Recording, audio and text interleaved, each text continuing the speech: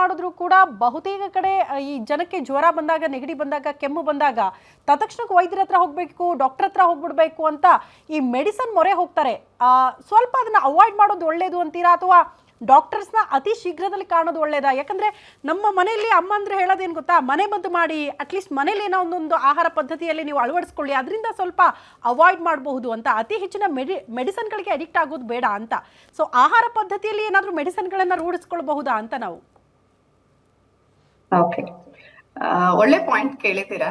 So ತಕ್ಷಣವಾಗಿ ಏನಾದ್ರು ಶೀತ, ಕೆಮ್ಮು, ಜ್ವರ ಬಂದಿದೆ ಅಂದ್ರೆ ನಾವು ಮನೆಯಲ್ಲಿ ಮೇನ್ ಥಿಂಗ್ ಏನಂದ್ರೆ ನೀರ್ ಚೆನ್ನಾಗಿ ಕುಡಿಬೇಕು. ಅದು ನಮ್ಮ ಬಾಡಿಲಿರೋ ಇನ್ಫೆಕ್ಷನ್ ಆಚೆ ಹಾಕುತ್ತೆ. ಜೊತೆಗೆ ನಮ್ ಆಂಟಿ ಇನ್ಫ್ಲಮೇಟರಿ ಫುಡ್ಸ್ ಟ್ರೆಡಿಷನಲಿ ನಾವು ಏನೇನ್ ಫಾಲೋ ಮಾಡ್ಕೊಂತಾ ಬರ್ತಾ ಇದೀವಿ, ಅರ್ಶನ, ಅದು ಆಂಟಿ ಇನ್ಫ್ಲಮೇಟರಿ ಪ್ರಾಪರ್ಟೀಸ್ ಇರುತ್ತೆ.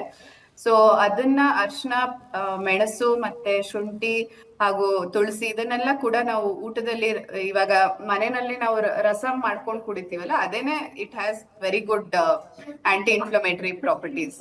ಸೊ ಜೊತೆಗೆ ನಾವು ಇದ್ರ ಜೊತೆಗೆಲ್ಲ ನಾವು ಡಾಕ್ಟರ್ನ ಭೇಟಿ ಆಗ್ಬಾರ್ದು ಅಥವಾ ಅವ್ರನ್ನ ತಕ್ಷಣವಾಗಿ ನೋಡ್ಬಾರ್ದು, ಮೆಡಿಸಿನ್ಸ್ ಗಳು ತಗೊಂಡ್ಬಾರ್ದು ಅನ್ನೋದಲ್ಲ.